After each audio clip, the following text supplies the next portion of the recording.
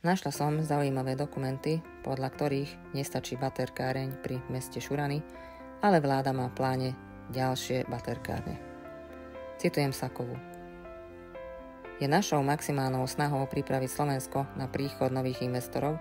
Verím, že park vytvorí ideálne prostredie pre nové investície a som presvedčená, že i tento projekt podporí hospodársky rast a rozvoj našej ekonomiky. A kam to plánujú? Trenčiansky kraj, okres Nové Mesto nad Váhom a obec Horná Streda.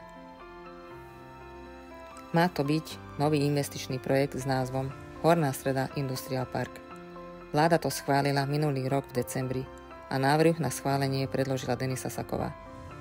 Nový priemyselný park v Hornej Strede podľa dostupných informácií bude mať rozlohu 75 hektárov, ale podľa mňa to bude oveľa väčšie.